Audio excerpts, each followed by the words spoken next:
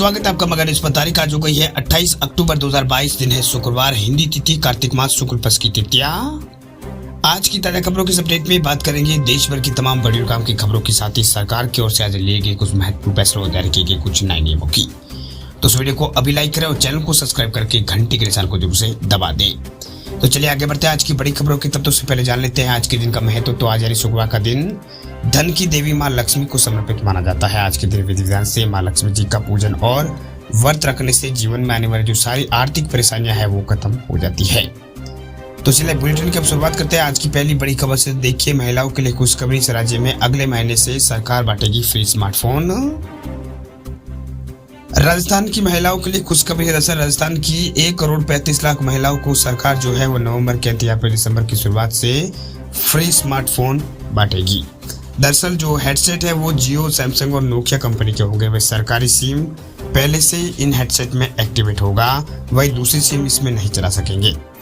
इसका स्लॉट यहाँ पर बंद रहेगा। वही स्मार्टफोन की जो कीमत है वो लगभग 9,000 के आसपास बताई जा रही है। वह सरकार ने इस योजना के लिए 12,000 करोड़ रुपए का बजट जो है वो राजस्थान में रखा है। वही गाँव में पंचायत स्तर पर कैंप लगाकर जो स्मार्टफोन है ये राजस्थान में बांटे जाएंगे। वही शहरों में ये कैंप वार्डों में लगाए जाएंगे। वही 3 साल फ्री इंटरनेट की सुविधा के साथ स्मार्टफोन सप्लाई करने का टेंडर 3 कंपनियों को दिया गया है। इसमें जियो, रिलायंस जियो और इसके अलावा एयरटेल और BSNL इस योजना में स्मार्टफोन को जो है सप्लाई करेगी। वही ये कंपनी एक साथ 1,35,00,000 हेडसेट सप्लाई यहाँ पर नहीं कर सकती, इसलिए 3 कंपनियों को ये काम राजस्थान के अंदर दिया गया है, राजस्थान के लिए यहाँ पर दिया गया है।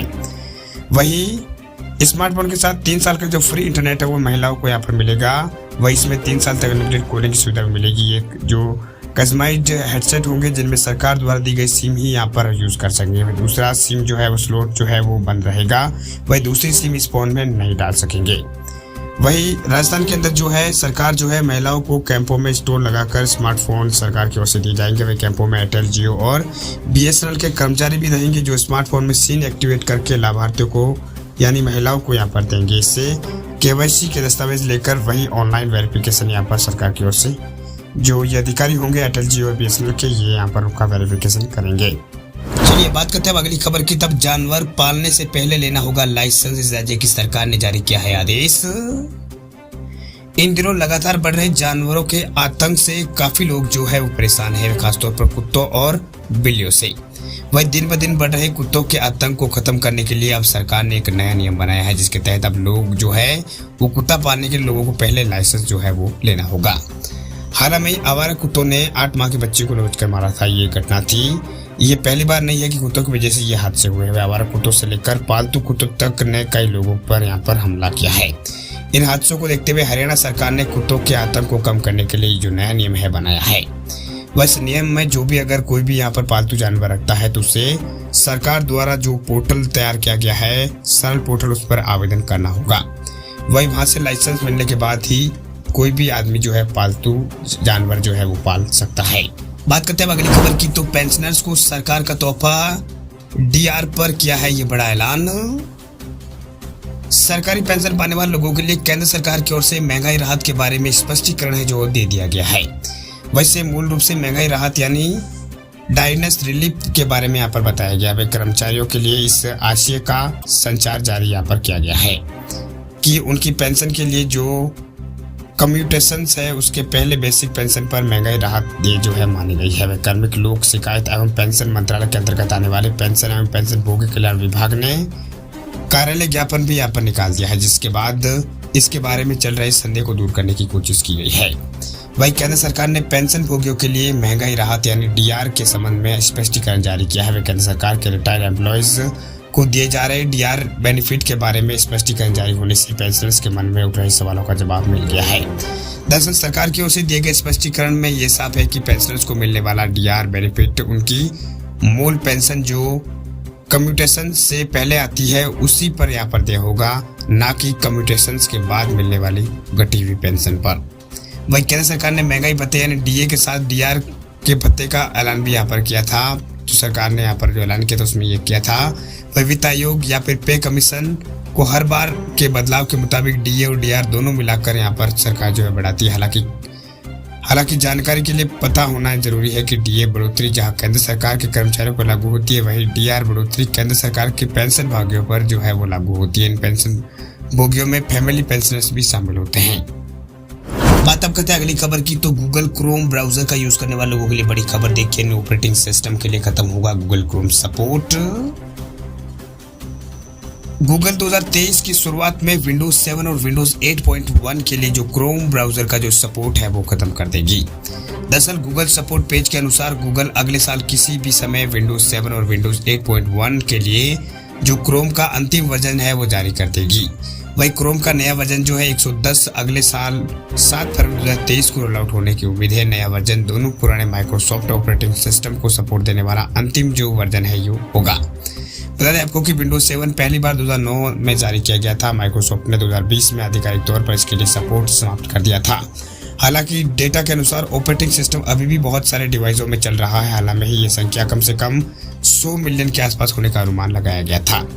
वही सपोर्ट पेज के मुताबिक क्रोम विंडोज 7 और विंडोज 8.1 पर 110 वर्जन के बाद भी काम करता रहेगा, लेकिन उसे भविष्य में कोई अपडेट वर्जन यहाँ पर नहीं मिलेगा। वही पेज में कहा गया है कि अगर आप वर्तमान में विंडोज 7 या फिर विंडोज 8.1 पर है तो हम आपको जल्द से जल्द अपग्रेड करने के सुझाव यहाँ पर देते हैं। इससे आप अपने ऑपरेटिंग सिस्टम के लिए सिक्योरिटी जो अपडेट है वो प्राप्त कर सकेंगे और लेटेस्ट जो क्रोम ब्राउज फीचर है, जहाँ पर क्रोम फीचर है और सुरक्षा सुधारों का भी लाभ इसमें आप उठा सकेंगे। चलिए बात करते हैं अगली खबर की। तो पंजाब नेशनल बैंक खाताधारकों के लिए खुशखबरी। बैंक ने हफ्ते में दूसरी बार बढ़ाई है एफडी पर ब्याज दरें। अगर आपका भी अकाउंट पंजाब नेशनल बैंक यानी पीएनबी में है तो आपके लिए खुशखबरी है। दरअसल देश के बड़े सरकारी बैंक ने पंजाब नेशनल बैंक ने हफ्ते भर में दूसरी बार जो एफडी की ब्याज दर है उसमें बढ़ोतरी की है। दरअसल बैंक ने ब्याज दरों में ये जो इजाफा है वो 2 करोड़ से कम की एफडी यानी फिक्स डिपॉजिट पे किया है। वैसे यहाँ पर 26 अक्टूबर से प्रभावित कर दिया गया। इससे पहले बैंक की तरफ से 19 अक्टूबर को भी यहाँ पर एफडी की ब्याज दरों में बढ़ोतरी की गई थी। आपको बता दें कि आरबीआई यानी रिजर्व बैंक ऑफ इंडिया की ओर से बढ़ती महंगाई को काबू करने के लिए मई से अब तक 4 बार रेपो रेट में 1.90% का इजाफा किया गया है। इसके बाद तमाम निजी और सरकारी बैंकों ने तमाम निजी और सरकारी बैंक है वो ग्राहकों को इसका फायदा देते हुए एफडी पर ब्याज दरों को बढ़ा रहे हैं। इसके अलावा बचत खातों की ब्याज दर भी यहाँ पर बढ़ाई गई है। इसका असर होम और कार और इसके अलावा पर्सनल लोन की ब्याज दरों पर पड़ा है। वही पीएनबी की ऑफिशियल वेबसाइट पर दी गई जानकारी के अनुसार 46 से 90 दिन की एफडी पर ब्याज दर जो है वो 75 बेसिस पॉइंट बढ़ोतरी की गई है। ये बढ़कर 4.5% यहाँ पर हो गई है। इसी तरह 180 दिन से 1 साल की में यहाँ पर म्यूचुअल होने वाली एफडी पर 5% के बजाय 5.50% ब्याज जो है बैंक देगा। इसके अलावा 1 साल से 599 दिन की एफडी पर बैंक जो है वो 16 बेसिस पॉइंट तक की बैंक ने यहाँ पर बढ़ोतरी की है। यानी अगर आप पंजाब नेशनल बैंक में अपना जो एफडी अगर करवाते हैं आप तो आपके लिए राहत की खबर है, मतलब आपके लिए खुशखबरी है, आपको ज़्यादा ब्याज मिलेगा। चलिए बात करते हैं अगली खबर की। तो डीटीएच और टीवी ब्रॉडकास्टर कंपनियों के लिए बड़ी खबर। डीओटी ने एनओसीसी चार्जेस किए हैं खत्म। डीटीएच और टीवी ब्रॉडकास्टिंग के लिए बड़ी खबर है। दरअसल दूरसंचार विभाग जो है डीओटी उसने network operation and control centre यानी एनओसीसी जो चार्जेस है वो खत्म कर दिए हैं। अब स्पेस सेगमेंट के इस्तेमाल के लिए चार्ज यहाँ पर नहीं लगेगा। नया आदेश जो है 1 तारीख से लागू होगा। वही दूरसंचार विभाग ने 29 अक्टूबर 2003 को आदेश यहाँ पर रद्द किया था। वही डीओटी ने पहले upper network operation and control centre NOCC शुल्क के रूप में प्रो राटा आधार पर यहाँ पर 36 मेगाहर्ट्ज स्पेक्ट्रम के लिए प्रति वर्ष 21 लाख रुपए का प्रति ट्रांसपेंडर यहाँ पर लगाया था। वही टेलीकॉम मंत्री अश्विनी वैष्णव ने कहा है कि दूरसंचार कंपनियों को हर हफ्ते लगाए जा रहे 5G टावरों की संख्या जो है कम से कम 10,000 प्रति हफ्ते करने की जरूरत है। वही दूरसंचार विभाग द्वारा आयोजित एक कार्यक्रम में बोलते हुए वैष्णव ने कहा है कि अब 8,000 टावर लगाए जा चुके हैं और सरकारी टेलीकॉम को 5G इंफ्रास्ट्रक्चर को बढ़ाने में यहाँ पर उनको बढ़ाने में मदद यहाँ पर करने के लिए तैयार है, लेकिन 5G रोल आउट को यहाँ पर बनाए रखना है। चलिए बात करते हैं अगली खबर की। तो पैन कार्ड रखने वाले लोगों के लिए बड़ी खबर। देखिए 31 मार्च 2023 के बाद किसी भी काम का नहीं रहेगा आपका पैन कार्ड, लग सकता है 10,000 रुपए का फाइन। पैन कार्ड को आधार कार्ड से लिंक कराना जरूरी है, लेकिन अभी भी कई ऐसे यूजर्स हैं जिन्होंने इसे लिंक नहीं किया है। हालांकि अब जुर्माने के साथ लिंक कराने की सुविधा है, लेकिन इनकम टैक्स डिपार्टमेंट ने पैन कार्ड को आधार कार्ड से लिंक करने की जो डेडलाइन है वो मार्च 2023 रखी है, लेकिन लिंक कराना मुफ्त नहीं है, जुर्माना भरकर इसे लिंक कराया जा सकता है। इस दौरान मार्च 2023 तक पैन कार्ड को यहाँ पर इनवैलिड जो है वो नहीं माना जाएगा। तब तक जुर्माना भरकर आप पैन कार्ड को आधार कार्ड से कभी भी लिंक करा सकते हैं। अगर आप अपने अभी तक यहाँ पर पैन कार्ड को आधार कार्ड से लिंक नहीं किया है तो ज़रूर कर लें, क्योंकि अब ये जो आपके पास मौका है वो आखिर इसके बाद पैन कार्ड को आधार कार्ड से लिंक कराने की तारीख आगे नहीं बढ़ेगी। इनकम टैक्स विभाग का कहना है कि 31 मार्च 2023 तक पैन कार्ड को आधार कार्ड से लिंक कराना अनिवार्य है।